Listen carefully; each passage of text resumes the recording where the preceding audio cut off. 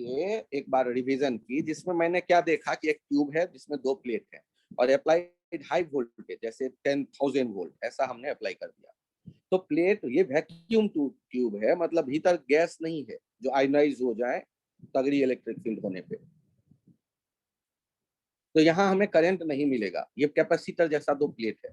तो हम एक प्लेट को गर्म कर देते हैं, एक प्लेट को गर्म करते हैं तो उससे क्या असर होता है, उससे इलेक्ट्रॉन निकलता है, उसे कहते हैं थर्मल इलेक्ट्रॉन। उसकी काइनेटिक एनर्जी 0 होती है। और जब प्लेट को गर्म करके इलेक्ट्रॉन निकल आई, तब देखते हैं कि वो इलेक्ट्रिक फील्ड के डायरेक्शन के अपोजिट भागने लगी, या सामने वाला प्लेट पॉजिटिव है उसने उसे अट्रैक्ट कर लिया, ऐसे सोचो। तो पॉजिटिव प्लेट तक आते आते उसके पास काइनेटिक एनर्जी आ गया। तो कितना काइनेटिक एनर्जी, तो gain in kinetic energy, work done by electric field. Work done by electric field मतलब चार्ज इनटू पोटेंशियल डिफरेंस, तो Q into delta V, Q E into V हो गया वर्क डन। ये final kinetic energy -0, initial तो 0 था, क्योंकि thermal electron जो गर्म करके प्लेट को वहां से इलेक्ट्रॉन निकालते हैं उसको हम कहते हैं थर्मल इलेक्ट्रॉन। उसके पास इनिशियल एनर्जी लगभग 0 ही होता है, जस्ट स्वतंत्र हो गया प्लेट से, लेकिन काइनेटिक एनर्जी उसके पास नहीं है। और सामने वाले प्लेट से टकरा कर जैसे दो पत्थर टकराते और चिंगारी निकलती, चिंगारी इज फोटोन, लाइट फोटोन से बना है, फोटोन का ही फ्लो है। तो नो विजिबल सेंसेशन, इस फोटोन की खासियत है कि ये दिखते नहीं है, आंखों पे इसका कोई इफेक्ट, वो सेंसेशन नहीं देता, वो दिखता नहीं, लेकिन फोटोग्राफिक प्लेट को वैसे ही अफेक्ट करता है जैसे लाइट। तो रोएंटजन ने इसे पहले ऑब्जर्व किया, उनको दिखा नहीं कोई, लेकिन है लाइट जैसा इफेक्ट। उन्होंने कहा मिस्टर एक्स, इसको एक्सरे के नाम से जाना जाता है। बाद में फिजिसिस्ट ने कहा यार ऐसे एक्स से काम नहीं चलेगा, कोई और नाम रख देते हैं, तो उन्होंने रोएंटजन के नाम पे इसको रोएंटजन रे कह दिया। लेकिन इंसान आलसी होता है, वो एक्सरे ही फेमस रह गया। हाथ पैर तुड़वाते हो, एक्सरे की याद आती है, हड्डियां कितनी टूटी देखने के लिए। चलो, जैसे हम पिस्टल शूटिंग की प्रैक्टिस करते हैं तो जो बुलेट जाकर टकराता है कहीं, उस प्लेस को तो टारगेट कहते हैं। तो ये जो सामने वाला प्लेट है उसे टारगेट कहते हैं, जहां इलेक्ट्रॉन आके टकरा रही है। इलेक्ट्रॉन के टकराने पे चिंगारी तो निकलेगा ही, जैसे दो पत्थर के टकराने पे चिंगारी निकली और पत्थर गर्म भी हो जाता है जहां टकराए, उसी तरह ये इलेक्ट्रॉन टकराता है तो ये अपना एनर्जी फोटोन के फॉर्म में देगा, जो कि विजिबल सेंसेशन नहीं जनरेट करता, मिस्टर एक्स या एक्सरे फोटोन कहते हैं उसे, और हीट भी डेवलप करता है। तो बहुत ज्यादा हीट डेवलप होता है, 90%, 99% हीट डेवलप कर देता है, 98%, 96% अपनी एनर्जी का टकरा कर वो लॉस करता है, वो हीट के फॉर्म में। और यदि उतना हीट है तो ये प्लेट तो गर्म होकर पिघल जाएगा। तो पहला क्वेश्चन आता है कि target plate high melting point वाले मटेरियल का बना होना चाहिए या लो मेल्टिंग पॉइंट वाले। तो हमने देखा हाई मेल्टिंग पॉइंट वाला, यदि लो मेल्टिंग पॉइंट वाला है तो तुरंत पिघल जाएगा, फिर इलेक्ट्रॉन अगला टकराएगा किससे, फिर एक्सरे आगे मुझे मिलेगा नहीं। और कुछ कूलेंट की व्यवस्था हम करके रखते हैं इस तरह की, जो टारगेट को कूल करता रहे, वहां से हीट लेके बाहर निकलता रहे किसी तरह से। और ये जो फोटोन आएंगे उनकी अधिकतम एनर्जी कितनी हो सकती है, तो फोटोन की एनर्जी लिखते हैं एच न्यू या एच सी बाई लेमडा, क्योंकि फोटोन यदि लाइट है तो लाइट की प्रॉपर्टी होगी वेवलेंथ और फ्रीक्वेंसी। एच न्यू है फ्रीक्वेंसी, या एच सी बाई लेमडा, सी है स्पीड ऑफ लाइट, एच है प्लैंक्स कांस्टेंट। तो फोटोन की जब हम मैक्सिमम एनर्जी की बात करेंगे तो इलेक्ट्रॉन जो टकराने आ रही है, यदि वो अपना 100% काइनेटिक एनर्जी फेंक दे बाहर, तो उसके पास एनर्जी है कितना, ईवी, ई इंटू कैपिटल भी, ई है चार्ज, इलेक्ट्रॉन का भी है पोटेंशियल डिफरेंस प्लेट के बीच। तो वो 100% काइनेटिक एनर्जी यदि फोटोन की एनर्जी में कन्वर्ट कर दे तो ईवी -0, जनरली ऐसा करता नहीं है लेकिन सोचते हैं, तो ये हो जाएगा मैक्सिमम एनर्जी वाला फोटोन। तो एनर्जी मैक्सिमम फोटोन का लेमडा मिनिमम हो जाएगा, तो लेमडा मिनिमम का वैल्यू आ गया H C by, lambda minimum हमें दिखने लगा एच सी बाई ईवी। अब कोई यदि मुझे कहता है कि लेमडा मिनिमम को मैं बढ़ाना चाहता हूँ तो भी को कम कर दो, लेमडा मिनिमम को मैं घटाना चाहता हूँ तो भी को बढ़ा दो। अप्लाइड वोल्टेज बढ़ा दोगे तो लेमडा मिनिमम कम हो जाएगा, लेमडा मिनिमम का कम होना, मैक्सिमम एनर्जी वाले फोटोन के एनर्जी का बढ़ना। सोचो ना, अप्लाइड वोल्टेज बढ़ा दोगे तो इलेक्ट्रॉन जो टकराने आएगा उसकी काइनेटिक एनर्जी बढ़ गई, तो जो फोटोन वो फेंकेगा, पहले 100 जूल वाला आया था इलेक्ट्रॉन टकराने, अब 150 जूल वाला आया है टकराने, तो हो सकता है 150 के 150 फेंक दे बाहर। तो पहले जो मैक्सिमम एनर्जी मुझे दिख सकता था फोटोन का वो 100 जूल, अब 150 जूल दिख सकता है। तो जब हम अप्लाइड वोल्टेज बढ़ाएंगे तो मैक्सिमम पॉसिबल एनर्जी जो फोटोन का है, जो इमिट हो रहा है, जो एक्स रे फोटोन है, उनकी वो बढ़ जाएगी। और हीट करने से क्या होगा, यदि हीटिंग हम बढ़ाते हैं तो हीटिंग बढ़ाते हैं, ज्यादा गर्म करेंगे तो ज्यादा इलेक्ट्रॉन निकलेगा। और मान लो n इलेक्ट्रॉन पर सेकेंड इज जनरेटेड, तो यहां पर जो आप देखेंगे ये सारे इलेक्ट्रॉन कबड्डी खेल के इधर भाग रहे होंगे। तो किसी सेक्शन से कितने इलेक्ट्रॉन इधर से इधर जाता दिखेगा, Ne, और यही हो जाएगा करंट। ये जो प्लेट के बीच का करंट हमें दिखेगा, जो यहाँ पर करंट हमें दिखेगा, एमीटर जो लगाया हुआ है हमने अप्लाइड वोल्टेज के बगल में, वहां जो हमें दिख रहा होगा करंट, ये करंट दो प्लेट के बीच वाला Ne के बराबर होगा। सर ये कौन सा करंट हो गया? अरे भाई, निगेटिव वाले प्लेट से n इलेक्ट्रॉन 1 सेकेंड में निकला तो वही ना चल करके जाएगा अगले पॉजिटिव प्लेट तक। तो Ne हो गया चार्ज पर यूनिट टाइम, जो हमें फ्लो करते दिख रहा है दो प्लेट के बीच। तो यदि कोई कहता है कि करंट बताओ, यहाँ जो वोल्ट मीटर के वोल्ट बैटरी के बगल में मीटर है उसमें रीडिंग क्या होगी, ये Ne के बराबर होगा। कोई कहता फील्ड का वैल्यू बताओ का कितना है इन प्लेट के बीच, तो आप क्या कहोगे, जो पोटेंशियल डिफरेंस है V और उसको D से डिवाइड कर दो, जो प्लेट के बीच का डिस्टेंस है, प्लेट के बीच का डिस्टेंस था, D से डिवाइड कर दो, तो V/D हो जाएगा इलेक्ट्रिक फील्ड का वैल्यू जो दो प्लेटों के बीच में वहां मौजूद है।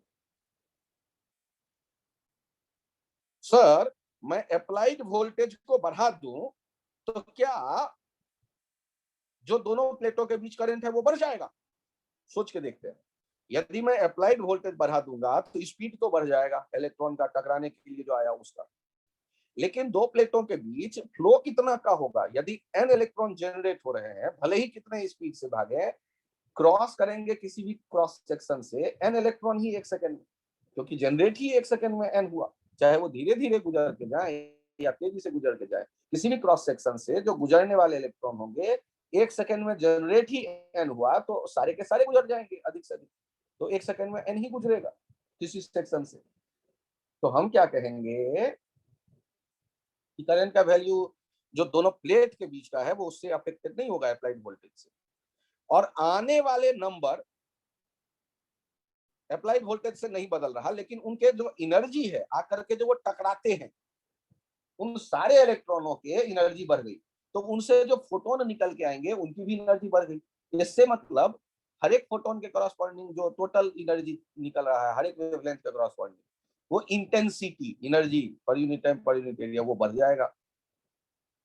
तो हम एक ग्राफ बनाते हैं कि ये जो एक्सरे आ रहा है ट्यूब से निकल के और लेमडा का, तो ग्राफ कुछ इस तरह का आता है,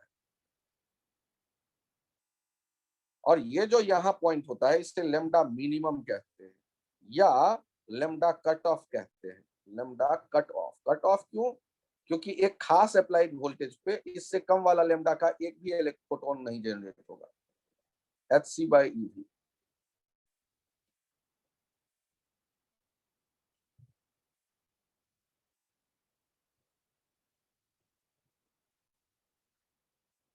सर ये कान क्यों बन गया खड़े का? अरे सोचेंगे बात, पहले तो ये देखो इंटेंसिटी का क्या मतलब। जब आपने एक खास वोल्टेज पे कैथोड, ये जो ट्यूब था वैक्यूम ट्यूब, उसको ऑपरेट होते देखा, तो वहां से इलेक्ट्रॉन 1 सेकेंड में मान लो n निकल करके आए, सामने वाले प्लेट से टकराए और उन सब से फोटोन जनरेट हुआ। हर एक सेकेंड में हो सकता है कि कुछ इलेक्ट्रॉन है 10% एनर्जी फेंकता है बाहर अपने मैक्सिमम काइनेटिक एनर्जी का, कुछ इलेक्ट्रॉन 80% फेंकता है, कुछ 60% फेंकता है, और उस हिसाब से हम देखते हैं अलग अलग लेमडा वाले कितना इंटेंसिटी बाहर आया। अलग अलग लेमडा वाले जो इंटेंसिटी होता है उनका हम ग्राफ बनाते हैं, तो वो हमें ऐसे कुछ खड़े के जैसा बनते दिखता है, रैबिट के जैसा। एक्सपेरिमेंट से देखा गया, हम अकल नहीं लगा रहे। तो अब मुझे ये बताइए कि यदि यहाँ पर मैं बात करता हूं इंटेंसिटी के बारे में, तो इंटेंसिटी यदि मैं अप्लाइड वोल्टेज बदल दूंगा, अप्लाइड वोल्टेज भी बढ़ा दूं, भी इंक्रीज कर दूं, तो उससे तो नंबर ऑफ इलेक्ट्रॉन जो टकराने आ रहे हैं वो खास कुछ बदलेंगे नहीं। बदलेगा क्या? लैम्डा मिनिमम कम की तरफ चला आएगा। कैरेक्टरिस्टिक्स टारगेट मटेरियल जब तक नहीं बदलते नहीं बदलता। ये जो काम जहां है वो टारगेट के प्रॉपर्टी को बताएगा। टारगेट कैरेक्टरिस्टिक्स, ये टारगेट मटेरियल जब तक नहीं बदलेंगे खड़े के कान का पोजीशन नहीं बदलेगा। और यहाँ जो एक्सरे निकल रहा है इसके लिए हम टर्म यूज कर रहे हैं कैरेक्टरिस्टिक्स एक्सरे। किसका कैरेक्टरिस्टिक्स बताने वाला है? टारगेट का। तो लैम्डा मिनिमम शिफ्ट होता है यदि भी बदलते हैं, और यदि हीटिंग बदल देते, हीटिंग इफेक्ट को इंक्रीज करते, भी सेम रखते अप्लाई, तो ये इंटेंसिटी बढ़ जाता। क्यों? क्योंकि हीटिंग इफेक्ट के बढ़ाने पर जो इलेक्ट्रॉन पर सेकेंड निकल रहा था कैथोड से, निगेटिव टर्मिनल वाले प्लेट से जिसको गर्म कर रहे हैं, वो पर सेकेंड जनरेट होने वाला थर्मल इलेक्ट्रॉन के नंबर बढ़ जाएंगे हीटिंग इफेक्ट बढ़ाने से। तो पहले 10 इलेक्ट्रॉन आके टकरा रहे थे एक सेकंड में, उनसे इंटेंसिटी मिलता था। अब 10 के बदले 25 इलेक्ट्रॉन आके टकरा रहे हैं, उनसे मिलेगा। तो हम क्या कहेंगे? हर एक वेवलेंथ के करस्पॉन्डिंग जो एनर्जी हमें मिल रहा था उनके नंबर्स चूंकि बढ़ गए उस वेवलेंथ से के थ्रू एनर्जी लाने वाले फोटोनों की, तो इंटेंसिटी बढ़ जाएगा। तो अब आप वो चित्र में अंतर करना है। ये है एक आई और लेम्डा का ग्राफ। बताइए तो कि इन दो ग्राफ में क्या सेम रहा होगा और क्या बदल गया होगा? टारगेट मटेरियल बदला या सेम है? टारगेट मटेरियल का जेड जो होगा वो सेम होगा। टारगेट के लिए ये कैरेक्टरिस्टिक्स पे फोकस करिएगा। अच्छा, अप्लाइड वोल्टेज V के बारे में क्या ख्याल है? वो सेम होगा या बदल गया होगा? सेम होगा। सेम होगा। अब बताइए इंटेंसिटी किस में ज्यादा दिख रहा है, रेड वाले में या ब्लैक वाले में? ब्लैक वाले में। तो इंटेंसिटी यदि ब्लैक वाले में ज्यादा है तो हम क्या कहेंगे?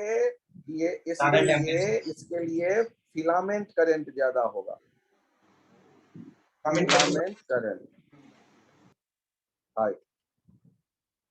ये फिलामेंट करंट हाई का मतलब हो गया heating effect high. Heating effect high. अब आपके मन में ये भी आएगा, सर ये फिलामेंट करंट आपने किसको कहा?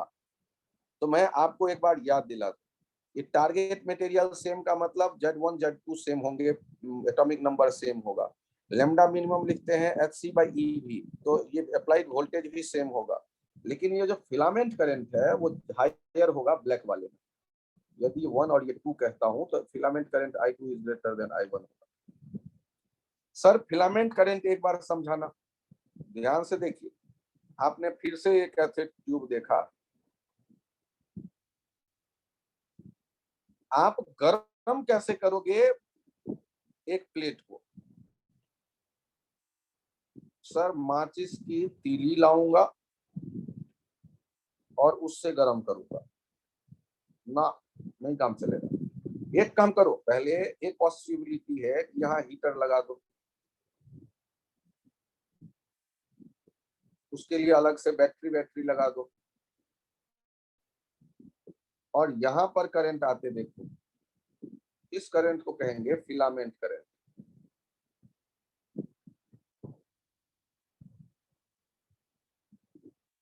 अब मुझे बताओ, यदि फिलामेंट करंट हम बढ़ा दें तो इससे हीटिंग इफेक्ट बढ़ जाएगा। और हीटिंग इफेक्ट बढ़ जाएगा तो फिर थर्मल इलेक्ट्रॉन का निकलना बढ़ जाएगा, और थर्मल इलेक्ट्रॉन का निकलना बढ़ जाएगा तो ये जो यहाँ आकर के टकरा रहे हैं, टकरा के जो हमें फोटोन मिल रहा है वो फोटोन मिस्टर एक्स वाले फोटोन, इनके नंबर्स बढ़ जाएंगे, इनके नंबर बढ़ जाएंगे तो हमारा एक्सरे का इंटेंसिटी बढ़ जाएगा हर एक वेवलेंथ की तरफ। तो बाद में क्या किया गया कि ऐसे अलग से हीटर वाला फिलामेंट लगाने के बजाय क्या किया गया, ये जो प्लेट था ना, इस प्लेट से ही अटैच कर दिया गया यहाँ पर एक बैटरी, और प्लेट को डायरेक्ट गर्म कर दिया, प्लेट को ही हीट कर दिया, अलग से इस हीटर के आवश्यकता नहीं रही। इस हीटर की अलग से आवश्यकता के बजाय वो सामने वाले प्लेट को ही दूसरी तरफ ले जाके ला करके यहाँ से एक बैटरी से अटैच कर दिया। तो यहाँ जो करंट आप कबड्डी खेल देख रहे हैं यही है फिलामेंट करंट। ये जो यहाँ चक्कर लगा रहा है इस प्लेट में, और यहाँ से ये हीटिंग हो जाएगा करंट के कारण, juice heating, juice heating effect, और यहाँ से ये थर्मल इलेक्ट्रॉन्स जनरेट हो जाएंगे, थर्मल इलेक्ट्रॉन। तो फिलामेंट करंट को बढ़ाने से क्या बदल जाता है, इंटेंसिटी। तो यहाँ ये कंसेप्ट जो है 3 स्टार कर दी कि इंटेंसिटी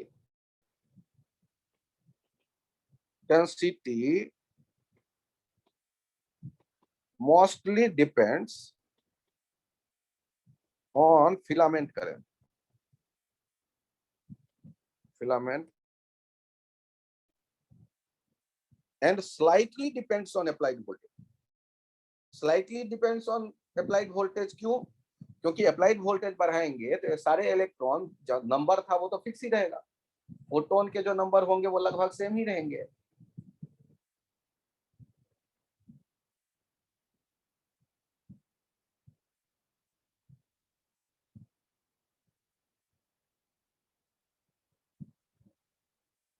तो आने वाले इलेक्ट्रॉनों के थर्मल इलेक्ट्रॉनों के हर एक के एनर्जी चूंकि ज्यादा है, हम उम्मीद कर सकते हैं कि वो टकरा करके शायद कुछ थोड़ा ज्यादा एनर्जी बाहर फेंके, लेकिन वो स्लाइटली डिपेंड। यदि हमें इंटेंसिटी की बात करना है एक्सरे की तो फिलामेंट करंट के ही बारे में हम सोचेंगे, उससे हटेंगे। फिलामेंट करंट पे ही मोस्टली डिपेंड करता है, ध्यान रखिएगा। यदि कुछ किताब तो ये भी लिख देता है कि do not depends on applied voltage, तो वो भी हम मान लेंगे, चलो यार ठीक है, लेकिन अप्लाइड वोल्टेज है तभी तो एनर्जी है। मैं ये कह रहा हूँ कि अप्लाइड वोल्टेज बढ़ा दोगे तो शायद ये इंटेंसिटी हल्का सा कुछ ज्यादा हमें आता दिखे, कोई बहुत ज्यादा असर उस पर पड़ने नहीं वाला।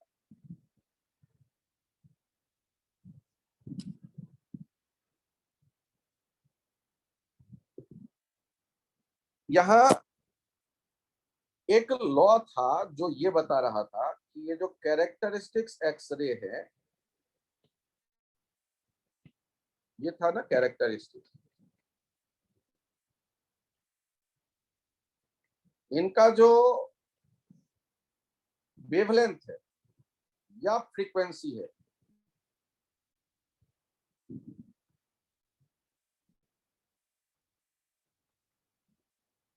इनका एक लॉ था,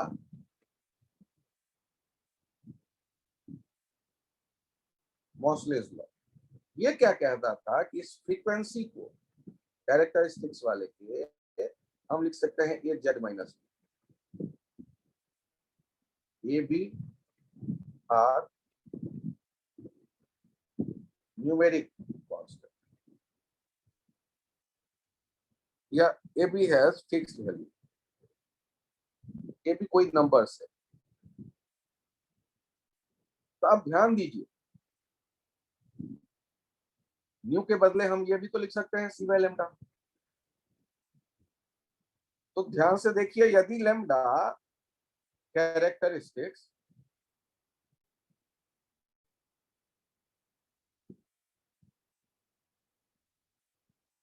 ये यदि हम बढ़ाते हैं, राइट साइड शिफ्ट करते हैं, इसका मतलब जेड क्या हुआ होगा, कम।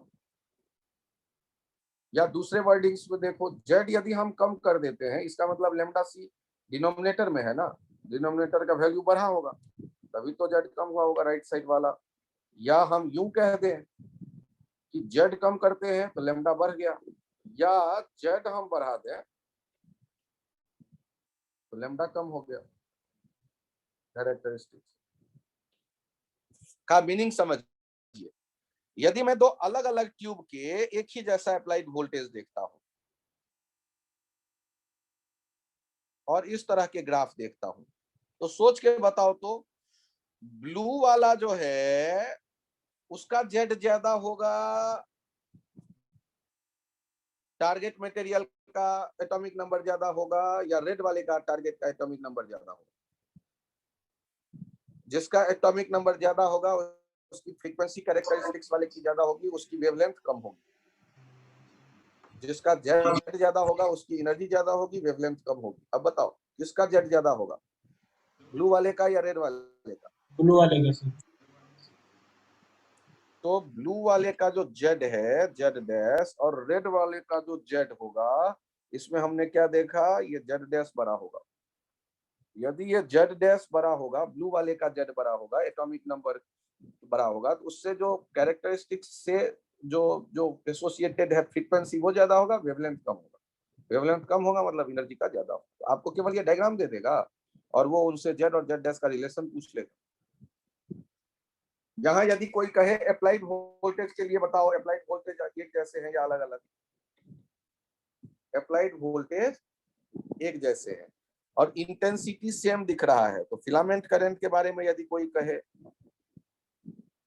फिलामेंट करंट, तो फिलामेंट करंट के बारे में भी यदि कोई कहेगा तो हम लोग कह देंगे I dash equals to I, equal हो जाएंगे सर। क्योंकि इंटेंसिटी सेम है। क्या मैं एक बार और समझाऊं? नहीं सर। वृंदा, ये पॉइंट क्या थोड़ा सा समझ में आया है? यस सर, आ गया। डायग्राम देख के आप लोग मुझे बताइए। ये है एक, और दूसरा जो है वो ये बना रहे हैं आप।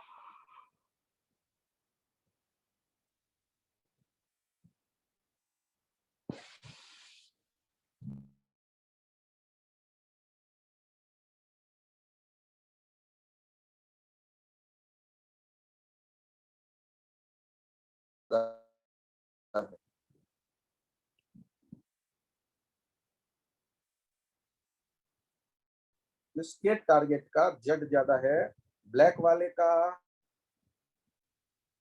क्या ग्रीन वाले का? लेमडा के अल्फा और लेमडा के अल्फा डैश, ये ग्रीन वाले का और ये ब्लैक वाले का। किसका टारगेट का जेड ज्यादा होगा? और भी अप्लाइड किसका ज्यादा होगा? ये 1 2 कर लें तो ये 1 ये 2 1 ये 2। तो आपको क्या दिख रहा है, अप्लाइड वोल्टेज किसका ज्यादा? 1 और 2 में? सर 2 का। 2 वाले का अप्लाइड वोल्टेज ज्यादा, और जेड में? सर 1 वाले का। 1 वाले का ज्यादा। तो ये ग्राफ देख के हमें ये अंतर करना पड़ता है। यदि हम कर पाए तो इसका मतलब हम सही डायरेक्शन में।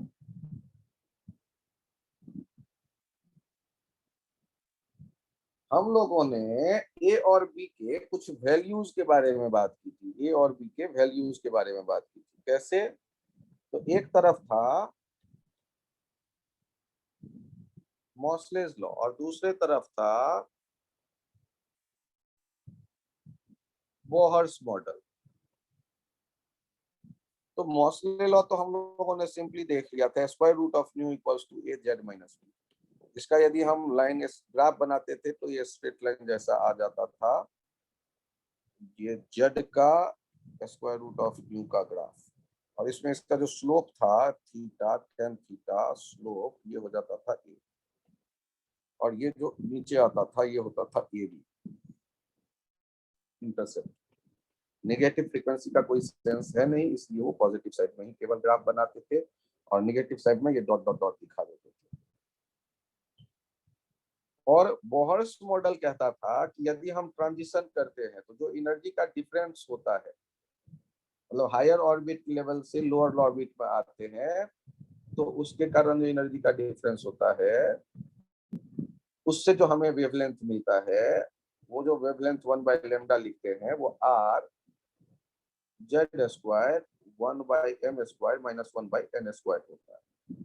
मतलब यदि nth से mth में हायर ऑर्बिट से लोअर ऑर्बिट में इलेक्ट्रॉन ट्रांजिट करता है तो एक फोटोन निकलता है, उसकी एनर्जी होता है ऑर्बिट के एनर्जी के डिफरेंस के बराबर, और उस फोटोन का जो वेवलेंथ लिखते हैं 1/λ वो हो जाता है r z स्क्वायर, जहाँ r है रिडबर्ग कांस्टेंट, r को कहते हैं रिडबर्ग कांस्टेंट, और 1/r का वैल्यू 912 एंगस्ट्रॉम हम याद रखते हैं। अब इन दोनों की यदि मैं तुलना करना चाहता हूं तो कैसे तुलना किया जाए, बड़ा लफड़ा है। ये तो हाइड्रोजन लाइक एटम के लिए था, लेकिन फिर भी यदि तुलना करना चाहता हूं तो एक काम करते हैं, c से डिवाइड कर देते हैं, c/λ हो जाएगा cr 1/m square minus 1/n square into Z square, और c/λ को ही न्यू कह देते हैं। अब इनका स्क्वायर रूट ले लो तो हमें स्क्वायर रूट ऑफ न्यू कितना दिख गया, R C 1/m square minus 1/n square, ये पूरा स्क्वायर रूट में और साथ में जेड। तो जेड था, लेकिन यहाँ तो जेड माइनस बी से हमें कंपेयर करना है, तो जेड के बदले जेड इफेक्टिव टर्म यूज कर देते हैं, जबकि मॉसले लॉ से है square root of nu equals to a into Z minus B.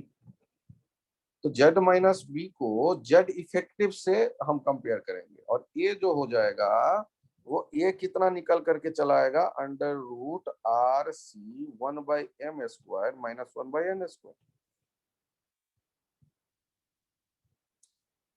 मैं फिर से याद दिलाऊं आपको कि आखिर ये मॉसले लॉ था किसके लिए, कैरेक्टरिस्टिक्स एक्स के लिए। कैरेक्टरिस्टिक्स किसका, तो टारगेट मटेरियल का। वो कैसे उससे रिलेटेड है, तो फास्ट मूविंग इलेक्ट्रॉन आता है, टारगेट के सेल के इलेक्ट्रॉन को धक्का मार के जगह को खाली कर देता है, या टकरा कर उसे इतना एनर्जी दे देता है कि वो इलेक्ट्रॉन भाग जाए। जब के सेल खाली हो गया तो वो एटम अनस्टेबल जैसा बिहेव करेगा, क्योंकि एल सेल भरा हुआ है, क्योंकि हायर एटॉमिक नंबर वाला कोई मेटल है टारगेट।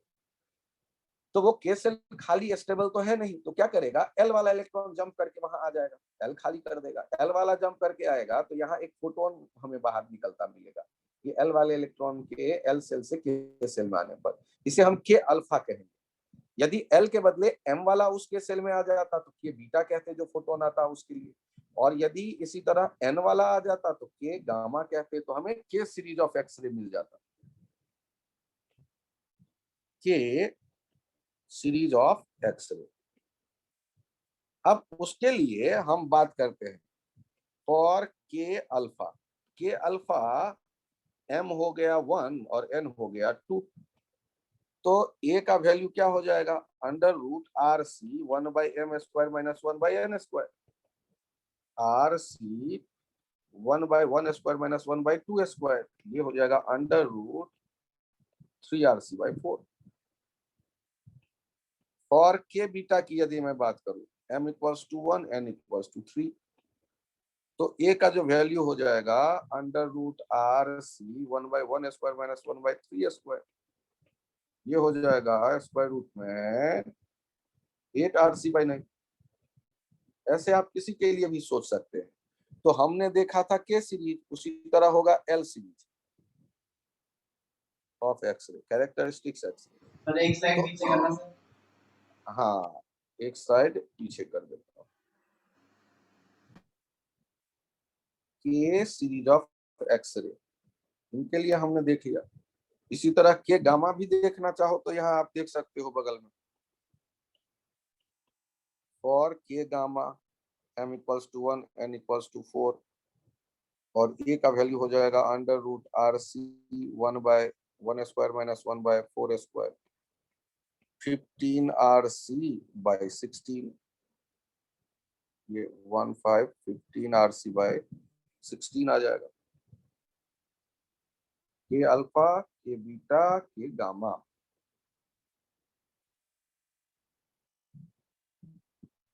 पेज चेंज करूं क्या? अरे वो वाले सर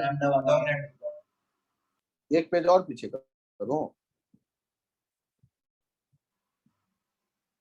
वो सर उसी वाले पेज पे कर दो, वही लिखना था।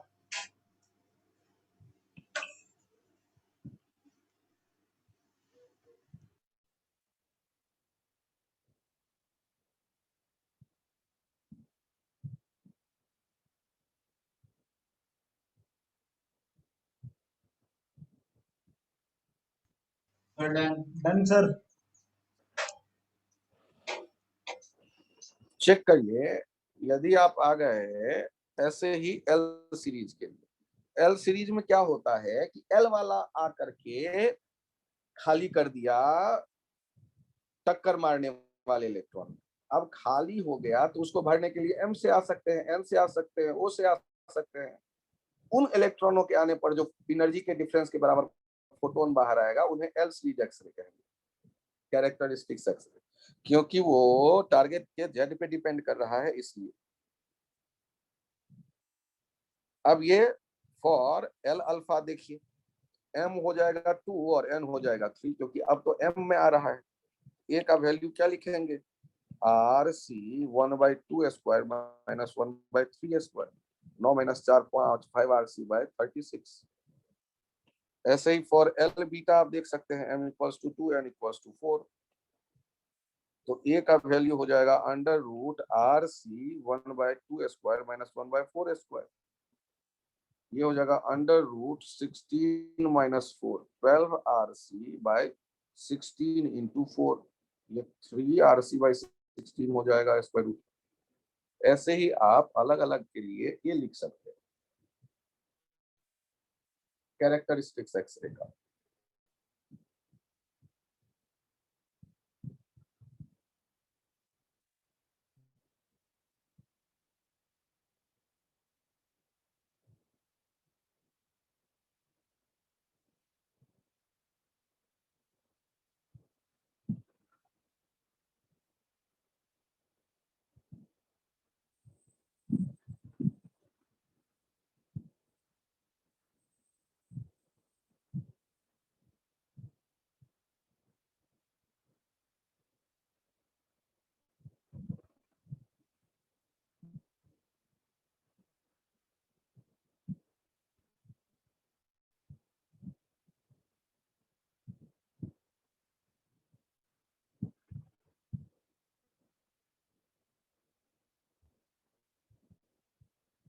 क्या बदलू पेज? हाँ सर, हो गया सर। अब बताइए कि एक्सरे के यदि मैं बात करता हूं पेनेट्रेटिंग कैपेबिलिटी,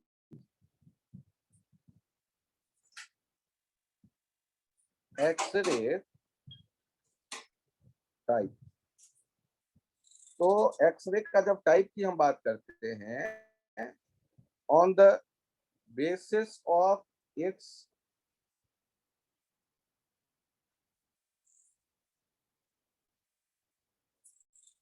प्रोडक्शन, तो एक को कहा आपने कंटिन्यूअस,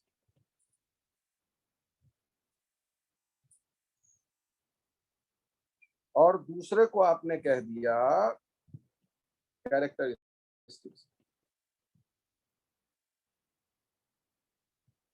जबकि बात करेंगे on the basis of its penetrating capabilities,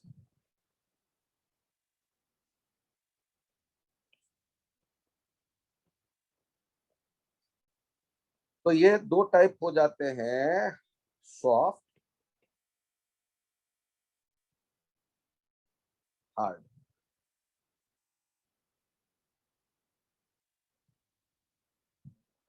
ये लो एनर्जी,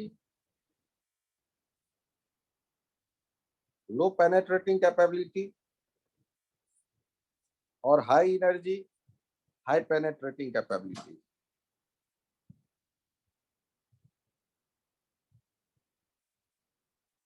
ये 1 एंगस्ट्रम के आसपास का जो फोटोन होता है वो एक्सरे फोटोन होते हैं मोस्टली। तो जब हाई पेनेट्रेटिंग की बात करता हूं तो 1 एंगस्ट्रम से या 0.1 एंगस्ट्रम वेवलेंथ से यदि कम वाला होता है लेमडा तो वो कहलाता है हार्ड एक्सरे, क्योंकि उनकी पेनेट्रेटिंग बहुत ज्यादा होगी। और यदि लेमडा ग्रेटर देन 1 होता है तो कम एनर्जी वाले हो गए। सर ग्रेटर देन 1 क्यों लिख रहे हो, 0.1 लिख दो, तो वही मैं लिख दूंगा, कोई बहुत ज्यादा उसमें मुझे याद वाद नहीं रहता और आपको भी रखने की आवश्यकता खास नहीं है। दिमाग में ये रखिएगा कि बहुत कम एनर्जी, यदि बहुत कम एनर्जी लेमडा बड़ा होगा और बहुत ज्यादा एनर्जी लेमडा छोटा होगा। 1 एंगस्ट्रम के आसपास या 0.1 एंगस्ट्रम या 10 एंगस्ट्रम, ये सब एक्सरे फोटोन।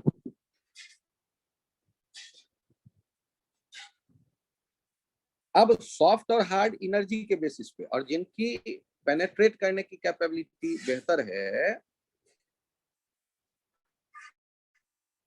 उन्हें हम हार्ड एक्सरे कह देते हैं।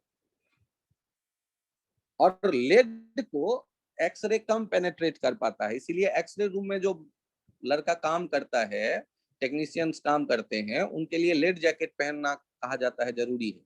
उससे वो बचेंगे एक्सरे के हेजार्डस इफेक्ट से। एक्सरे जेनेटिक म्यूटेट कर देता है, कैंसरस इफेक्ट क्रिएट कर सकता है।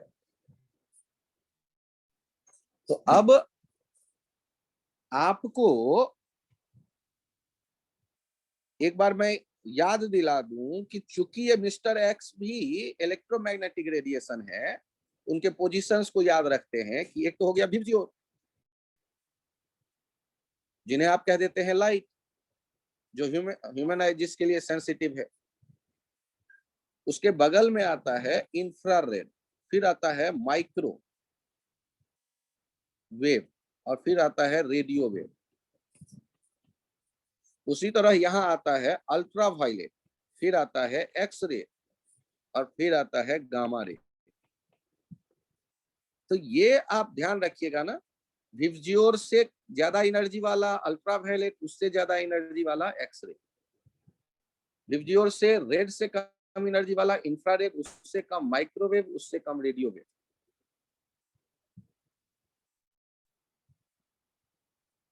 तो ये सारा का सारा ईएम वेव्स कहलाते हैं। और लाइट केवल ये है थोड़ा सा पार्ट उसका, वो तो इसमें मैंने बड़ा दिखाया है, वो सबसे बहुत छोटा टुकड़ा इसका दिखता है। तो लास्ट वाले पेज में कुछ गलती है सर। लास्ट वाले पेज में आना है। सर आपने वेवलेंथ दोनों में ग्रेटर देन 0.1 एंगस्ट्रॉम दिखा दी। तो दोनों में ग्रेटर देन दिखा दिया, एक में लेस देन करो, एक में ग्रेटर देन करो और एक में लेस देन करो।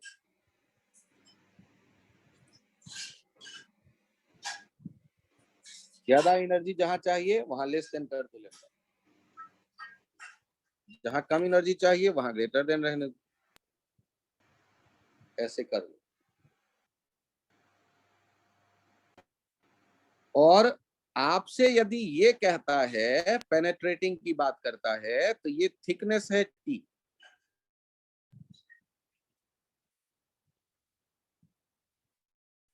और इसमें इधर आया आई नॉट इंटेंसिटी एक्सरे। तो वो जो इधर निकल करके आएगा वो उसकी इंटेंसिटी आई, वो हम देखते हैं I naught e to the power minus mu t. Mu हो गया absorption coefficient, absorption coefficient of material. अब इस पे क्वेश्चन कैसे पूछेगा, तो ध्यान से देखिए।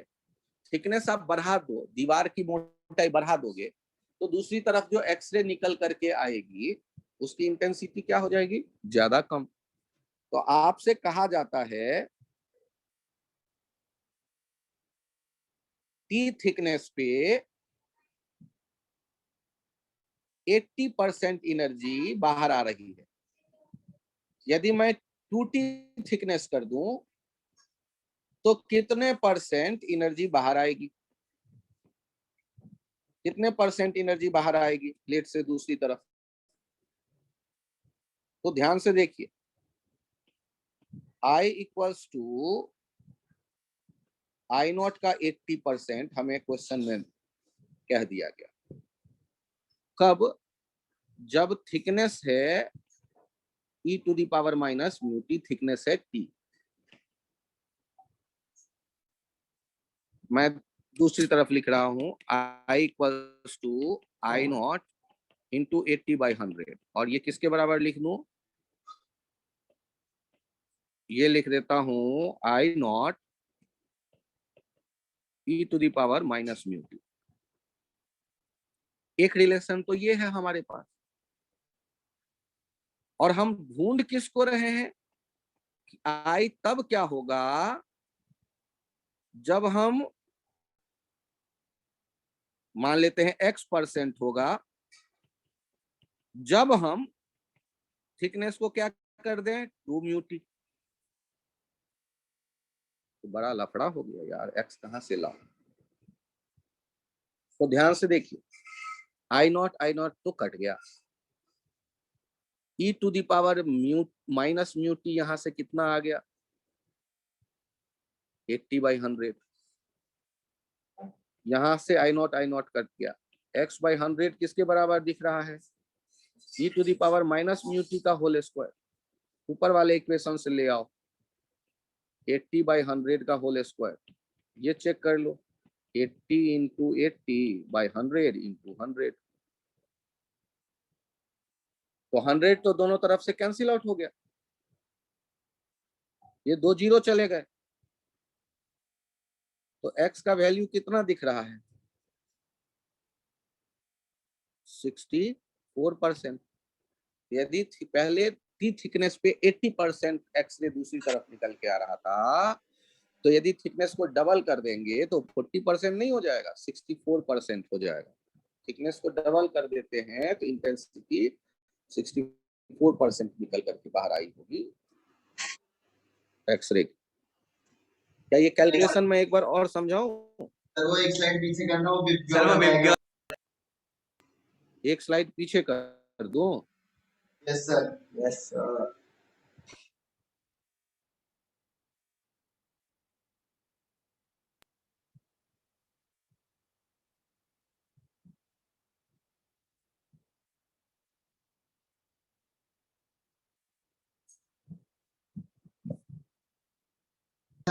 हो गया sir.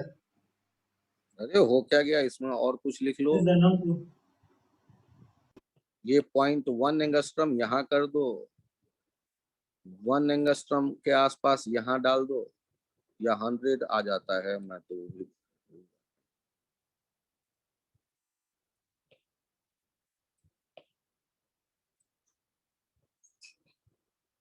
1 angstrom, 100 angstrom, 4,000 angstrom, 8,000 angstrom,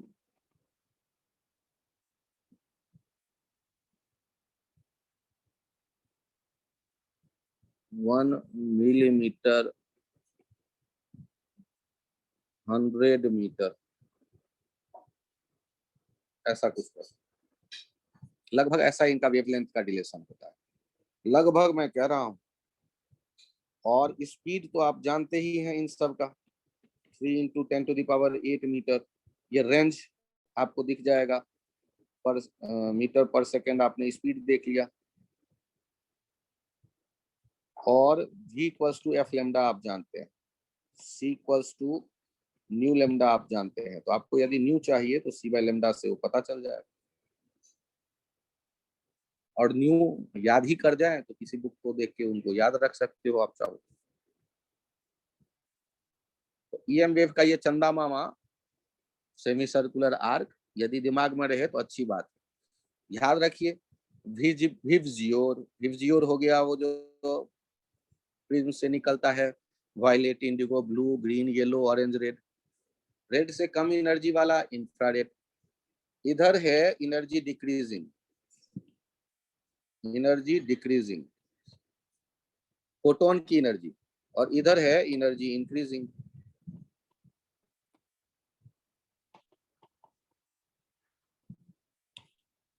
ये ध्यान रखिएगा।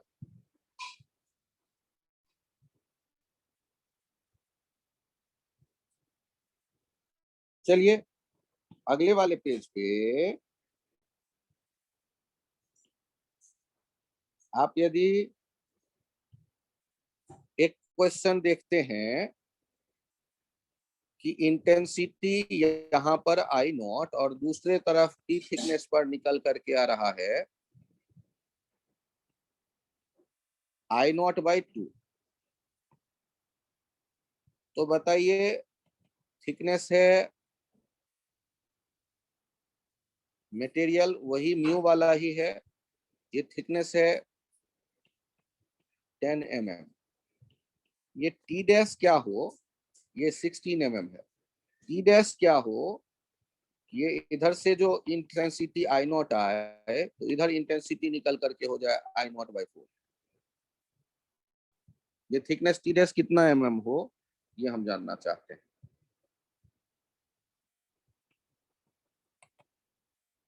सेम मटेरियल है तो मतलब म्यू सेम होगा।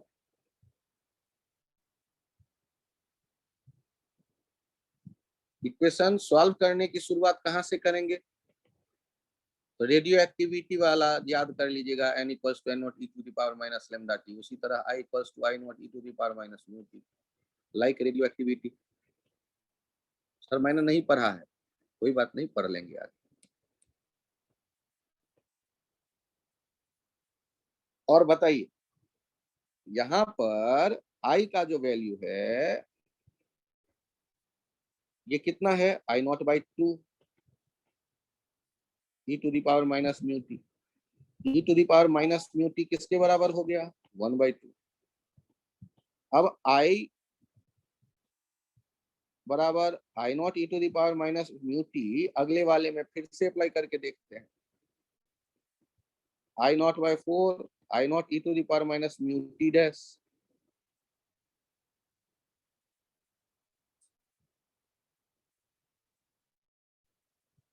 One by 4 e to the power minus mu t dash, 1/2 का square e to the power minus mu t dash, और 1/2 किसके बराबर है, e to the power minus mu t, इसका square e to the power minus mu 2t। तो इन दोनों को यदि लेफ्ट और राइट कंपेयर कर लें तो लेफ्ट और राइट कंपेयर कर लेंगे तो क्या हो जाएगा, माइनस म्यू 2t किसके बराबर हो जाएगा, माइनस म्यू टी डैश के, तो टी डैश 2t के बराबर हो जाएगा, तो टी डैश हो जाएगा 16 इंटू 2 32 mm। थिकनेस यहाँ पर क्या कर दिया गया, डबल 32 mm।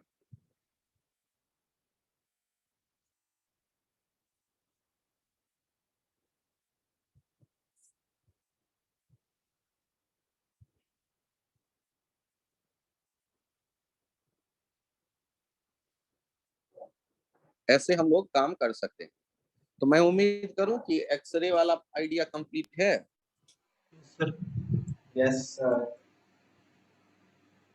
इस कैलकुलेशन को क्या एक बार और समझाऊं, ओ सर।